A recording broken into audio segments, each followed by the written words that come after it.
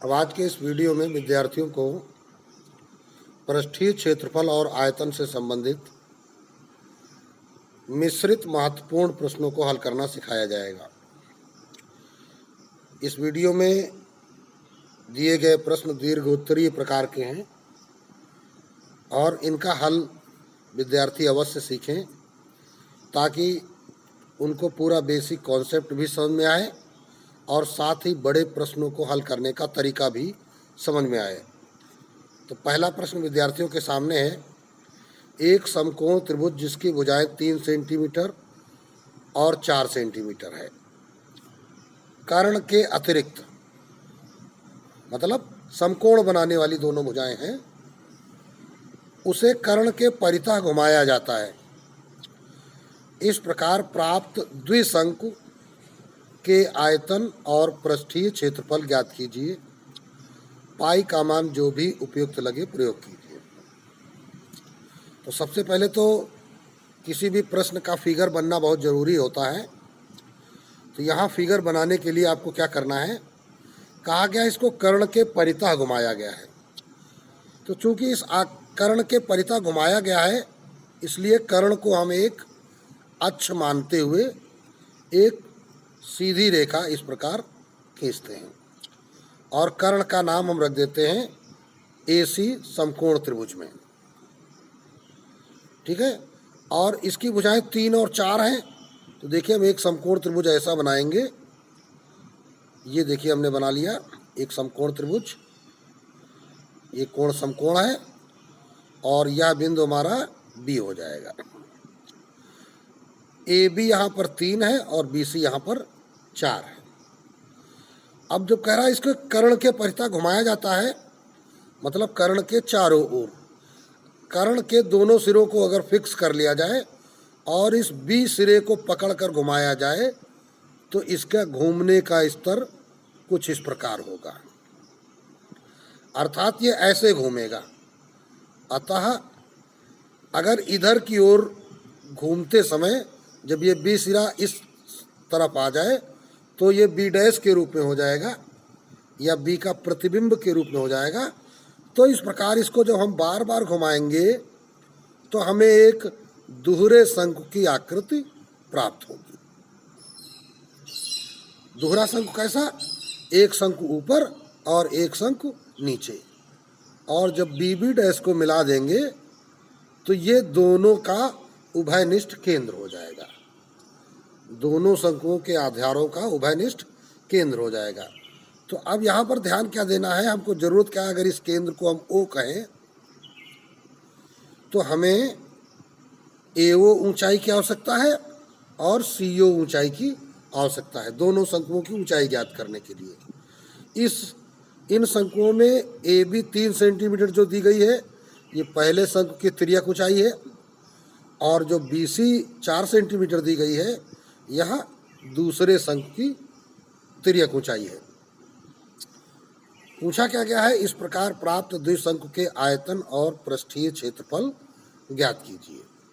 अर्थात जब पृष्ठीय क्षेत्रफल हम निकालेंगे तो दोनों शंकुओं के वक्र पृष्ठों का योग होगा, क्योंकि ये आधार जो है ये तो बीच में हो जाएगा, ये हमें घुमाने पर नहीं दिखेगा। इसको हमने काल्पनिक तरीके से बनाया हुआ है।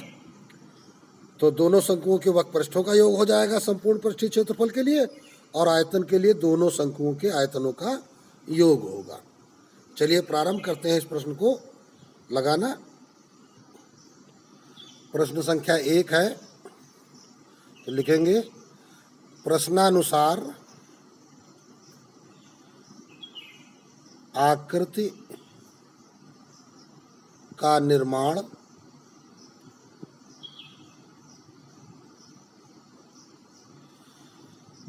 एक समकोण त्रिभुज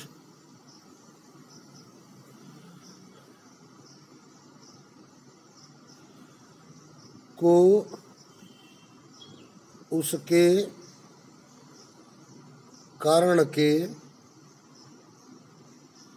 परितः घुमाकर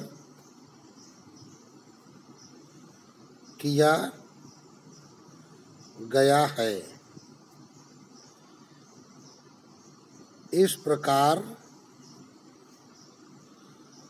प्राप्त आकृति दोहरा शंकु है जिसमें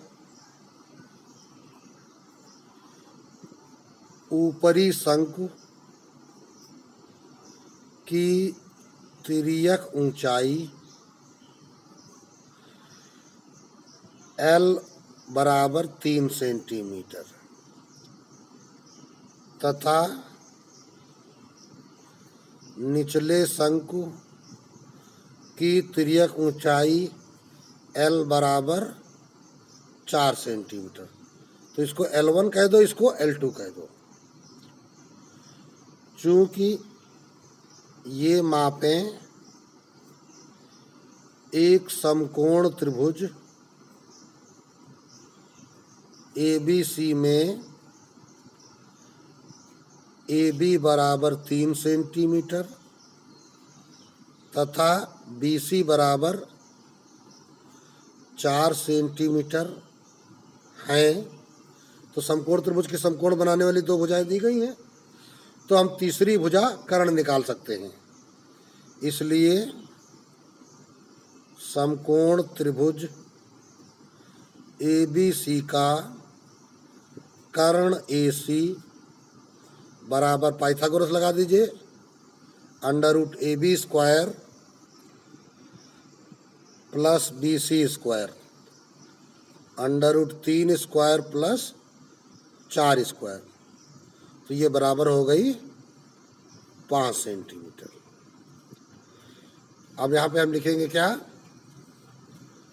माना कि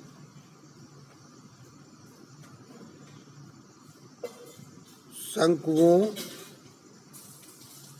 के आधार की त्रिज्या BO बराबर R तथा ऊंचाइयां AO बराबर H1 तथा CO बराबर H2 हैं। अब इस आकृति में एक कार्य विशेष ध्यान देना है। जैसे ये आकृति आपके सामने है, तो यहाँ पर जो समकोण त्रिभुज का कर्ण है, ये दोनों की ऊंचाइयों के योग के बराबर है, H1 और H2। ठीक, तो AC को हम H1 प्लस H2 कह सकते हैं, अर्थात ये जो 5 निकल के आया है, H1 प्लस H2 बराबर 5 हो गया। एक बात। दूसरी बात, जो इसकी ये त्रिज्या है, तो इसके लिए एक नियम पीछे तुम्हें पढ़ाया गया है। ये देखिए, हमने एक समकोण त्रिभुज बनाया। इस समकोण त्रिभुज में आधार 3 और लंब 4 है। अगर समकोण बनाने वाले शीर्ष से कर्ण पर लंब डाला जाए तो इसके क्षेत्रफल में एक सूत्र प्रयोग किया जाता है। समकोण त्रिभुज का क्षेत्रफल बराबर 1/2 कर्ण इंटू सम्मुख शीर्ष लंब। इसी सूत्र का प्रयोग इस प्रश्न में किया जाना है, और यही इस प्रश्न में खासियत है जो विद्यार्थियों को याद रखनी है। तो क्या लिखेंगे, चूंकि समकोण त्रिभुज ABC का क्षेत्रफल बराबर 1/2 कर्ण गुणित सम्मुख शीर्ष लंब, ये महत्वपूर्ण सूत्र है।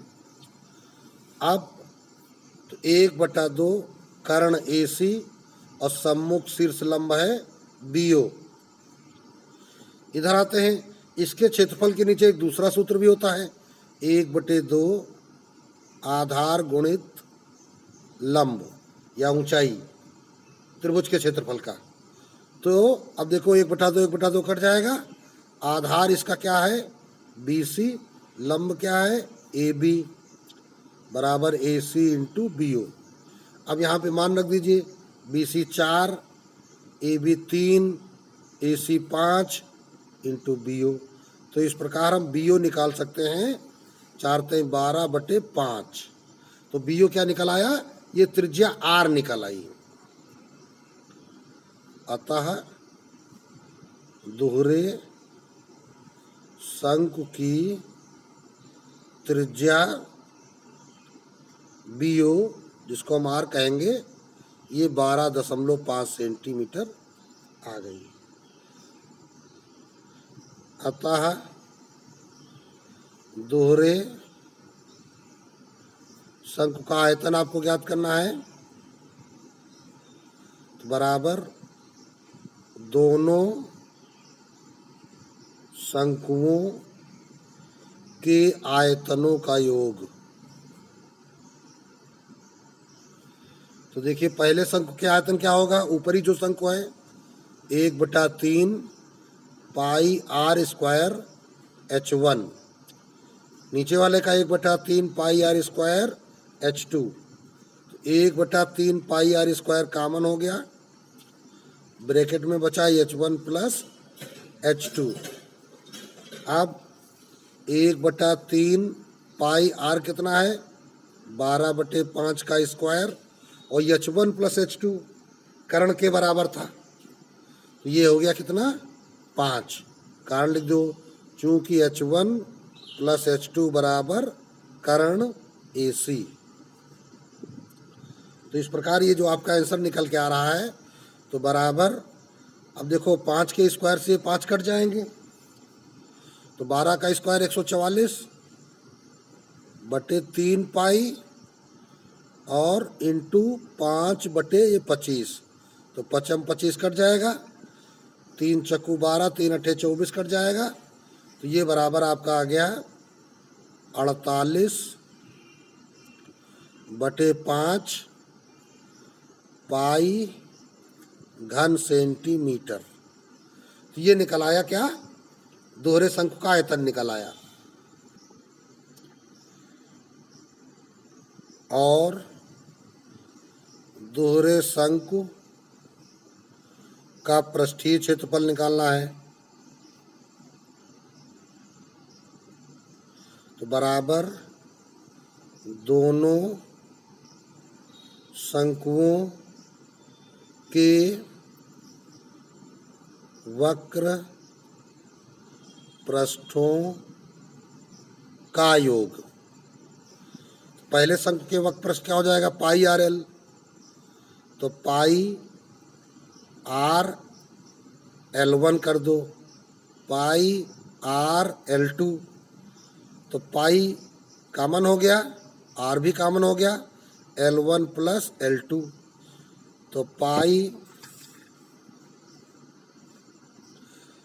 R का मान 12/5, L1 प्लस L2, L1 कितना था 3, L2 था 4, तो बराबर 3 4 7, 12 सते 84, 84/5 पाई वर्ग सेंटीमीटर। ये आपका प्राप्त हो गया दोहरे शंकु का पृष्ठीय क्षेत्रफल। अब दूसरा प्रश्न ध्यान दीजिए, एक ठोस खिलौना ऐसे आकार का है जैसे कि एक अर्धगोले पर एक लंबवृत्तीय शंकु रख दिया गया है। क्या कहा गया, अर्धगोले पर एक लंबवृत्तीय शंकु रख दिया गया है। तो देखिए हम इसका एक आकार बनाते हैं। ये हमने एक अर्धगोला बनाया और इस पर एक शंकु रख दिया।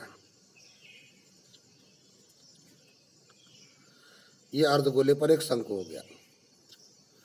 शंकु की ऊंचाई 4 है, तो शंकु की ऊंचाई ये 4 सेंटीमीटर है। आधार का व्यास 8 है, तो पूरा ये व्यास 8 है, तो इसका मतलब हो गया कि यहां से लेकर यहां तक 8 है, तो त्रिज्या भी इसकी 4 हो गई। इस खिलौने का आयतन ज्ञात कीजिए, तो इस खिलौने का आयतन बराबर अर्धगोले का आयतन प्लस शंकु का आयतन। यदि इस खिलौने के परिगत कोई घन है, तो अब खिलौने के परिगत घन बनाना है तुम्हें, तो क्या करना होगा, जो घन होगा, अब ये खिलौना के परिगत घन का तात्पर्य इसका सारी भुजाएं इस प्रकार ले लिया जाए, ये स्पर्श कर रही हैं। देखिए ये 4 है, ये 4 है, ये ऊंचाई भी 4 है और इसकी गहराई भी 4 होगी, तो ये हो जाएगा इसका केंद्र। अभी कुछ देखने में लग रहा है कि ऊपर की ऊंचाई ज़्यादा है, लेकिन इस फिगर को इस प्रकार बनाइए, ये शंकु की ऊंचाई कम कर दीजिए, इतना ऊंचा शंकु, जिससे कि यह चतुर्भुज वर्गाकार लगने लगे। अब इसको क्या किया गया है, घन कर दिया गया है। तो घन के लिए देखिए क्या करना पड़ेगा, ये देखिए इस प्रकार एक घन ये हमने बना दिया, ये इस घनाकार बॉक्स में ये हो गया, ये आकृति आपका जो ठोस जिस प्रकार बना हुआ है ये घनाकार आकृति में आ गया। अब ज्ञात क्या करना है, तो इस घन और खिलौने के आयतनों का अंतर ज्ञात कीजिए, साथ ही इस खिलौने का कुल पृष्ठीय क्षेत्रफल भी ज्ञात कीजिए। तो आइए हल करते हैं इसको। तो ये प्रश्न संख्या आपका 2 है। प्रश्नानुसार आकृति में अर्धगोले पर शंकु रखकर एक खिलौना बनाया गया है।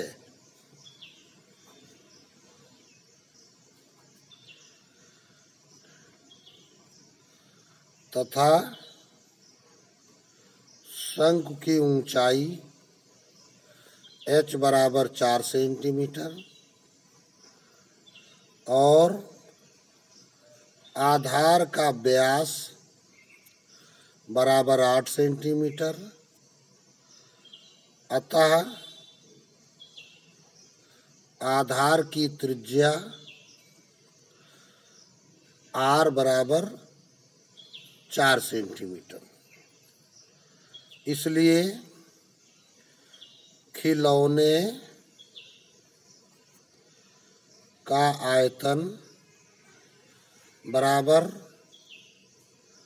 अर्धगोले का आयतन प्लस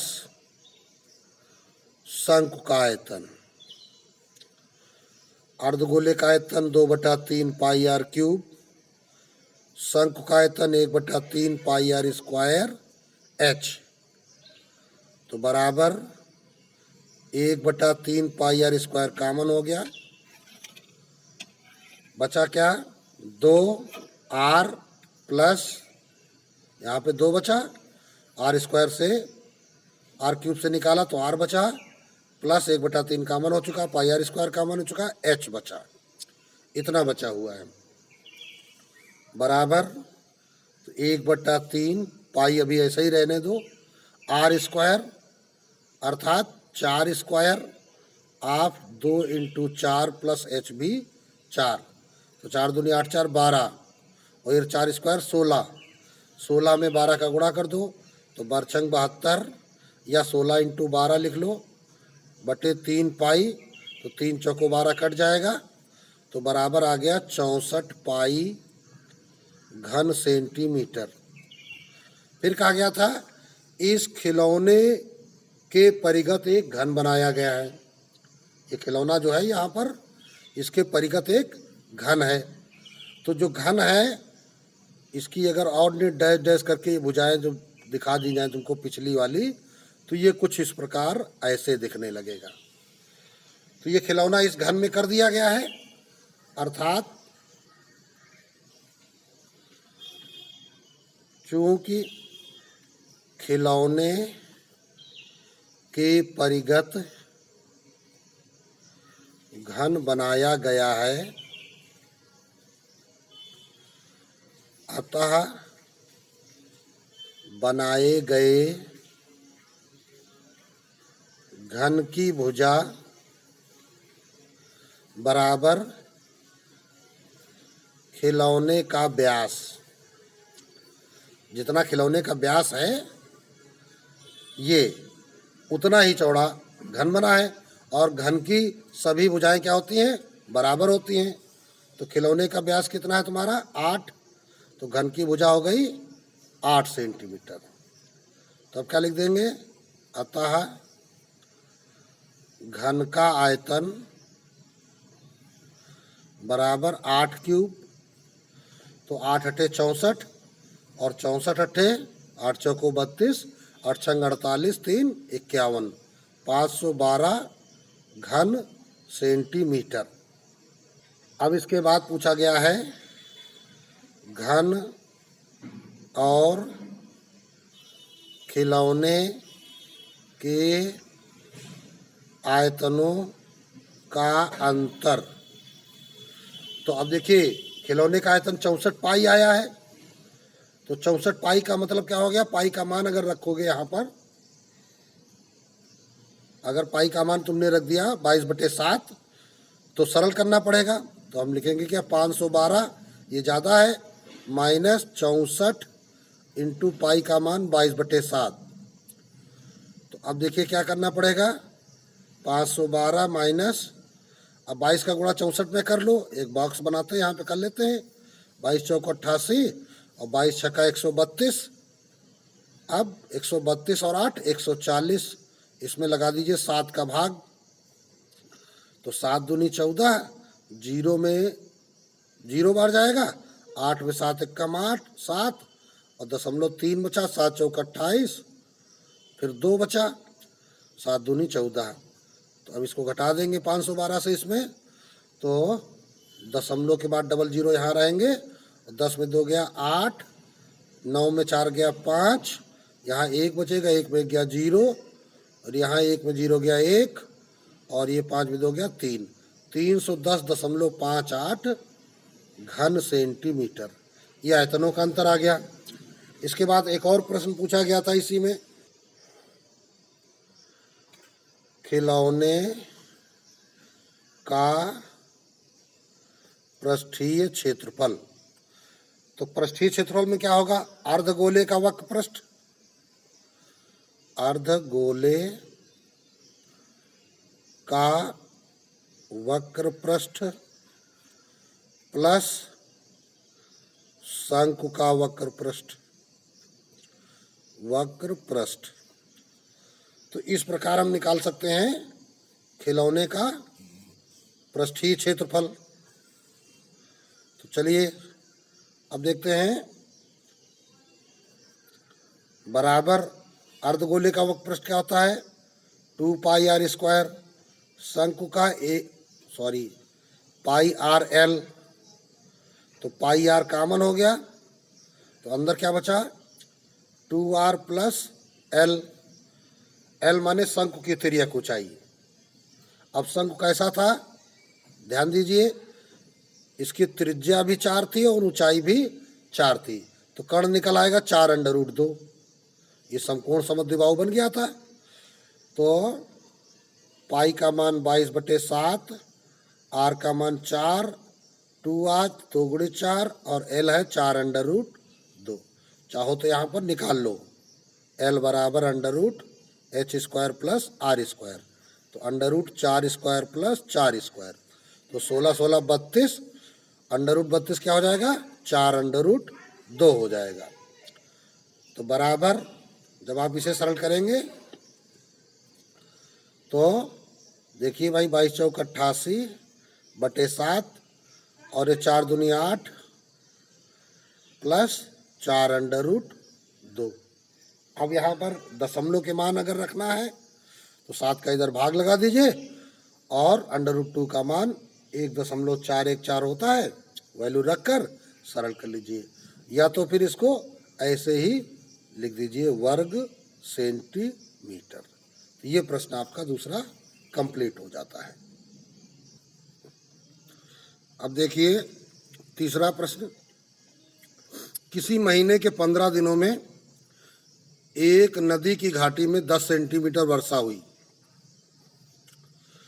तो कह रहा 15 दिनों में 15 दिन का यहाँ पे ब्यौरा दिया जा रहा है, 10 सेंटीमीटर वर्षा हुई यदि इस घाटी का क्षेत्रफल 7,280 वर्ग किलोमीटर है।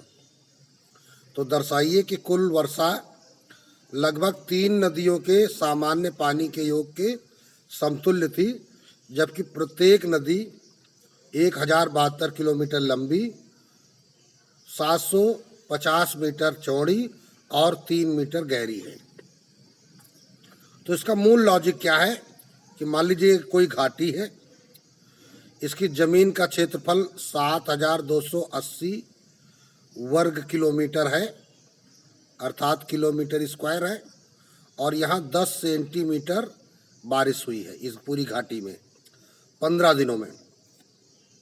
फिर इसका जो पानी है वो 3 नदियाँ हैं, वो लगभग एक समान माप की हैं। इन तीनों नदियों में इनका पानी गया है और नदी की लंबाई चौड़ाई गहराई दी गई है, अर्थात प्रत्येक नदी घनाभ के आकार की है। तो 3 नदियों में पानी का योग बराबर बारिश की पानी का योग, ये यहाँ पर आपका मुख्य लॉजिक प्रयोग किया जाना है। तो तीसरा प्रश्न है ये, प्रश्नानुसार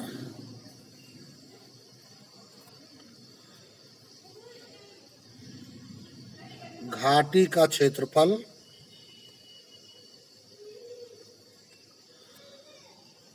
बराबर 7280 वर्ग किलोमीटर।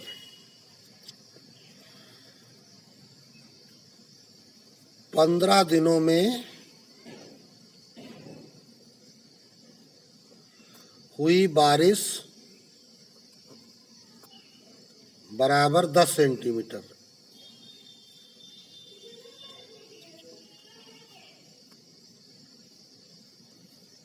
नदी की माप 1072 किलोमीटर लंबी, 75 मीटर चौड़ी, 3 मीटर गहरी। या इस प्रकार भी लिख सकते थे, लंबाई बराबर इतना, चौड़ाई बराबर 75 मीटर और गहराई बराबर 3 मीटर। तो प्रश्नानुसार 15 दिनों में हुई कुल बारिश का आयतन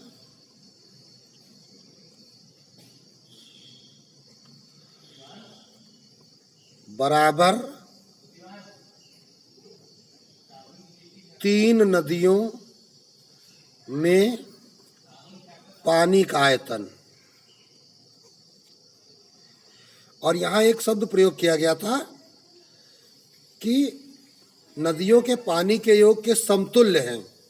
समतुल्य का मतलब हो गया लगभग बराबर, एकदम बराबर नहीं, लगभग बराबर। तो चलते हैं भाई। अब देखिए 15 दिनों से कोई मतलब नहीं, 15 दिनों में पानी की ऊंचाई आई है 10 सेंटीमीटर।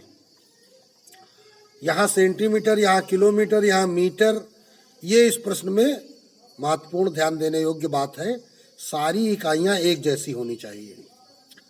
तो जैसे 7280, 7280 ये वर्ग किलोमीटर जो दिए गए हैं, इन्हें आप मीटर में चेंज करिए। तो 1 किलोमीटर में 1000 मीटर होते हैं। वर्ग का मतलब होता है 2 बार, 2 बार गुणा करके इसको हम बना लेंगे वर्ग मीटर। इसी प्रकार 10 सेंटीमीटर है, तो यहाँ 10 में हम 100 का भाग लगाएंगे तो ये बन जाएंगे मीटर। 1 मीटर में 100 सेंटीमीटर होते हैं। तो अब क्या करेंगे, इसलिए बारिश का आयतन निकालना है। तो जमीन का क्षेत्रफल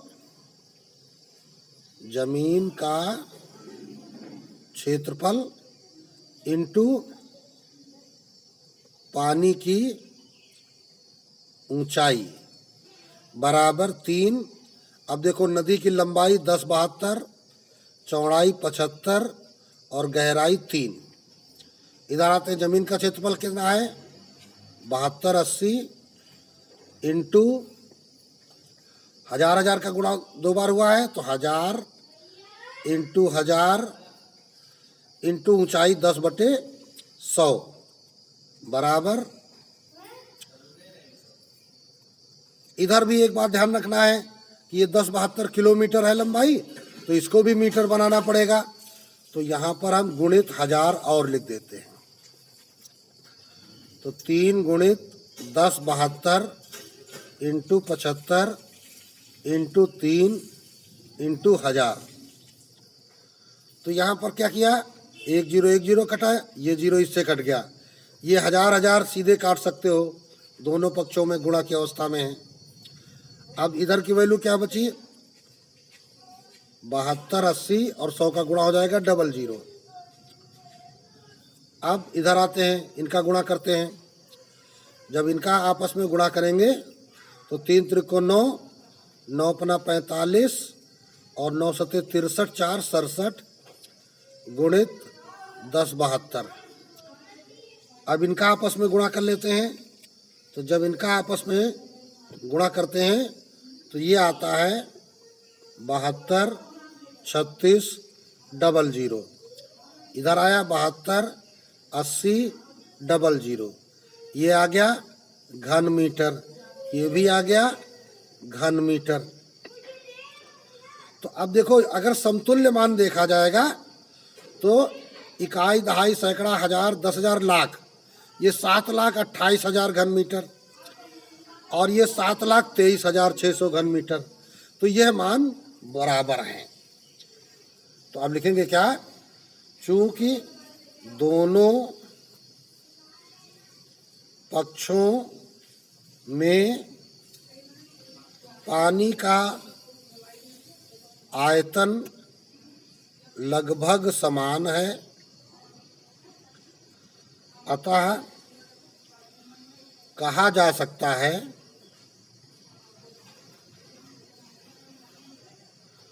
कि 15 दिनों में हुई बारिश तीनों नदियों में पानी के समतुल्य है। इस प्रकार ये कह करके ये प्रश्न आपका कंप्लीट हो जाता है। समतुल्य कहा गया था, बिल्कुल समान नहीं कहा गया था। हमने दोनों की वैल्यू निकाली हुई है, हालांकि बराबर करके। चाहे तो इन दोनों को वैल्यू अलग अलग निकाल लेते, लिख लेते 15 दिनों में हुई बारिश का आयतन, ये अलग निकाल लिया, और फिर 3 नदियों में पानी का आयतन, ये अलग निकाल लिया, और फिर यही तथ्य लिख देते कि दोनों स्थितियों में पानी का आयतन लगभग समान है, अतः कहा जा सकता है कि 15 दिनों में हुई बारिश तीनों नदियों में पानी के समतुल्य है। तो इस प्रकार ये वीडियो आपका समाप्त होता है। शेष प्रश्न अगले वीडियो में सिखाए जाएंगे।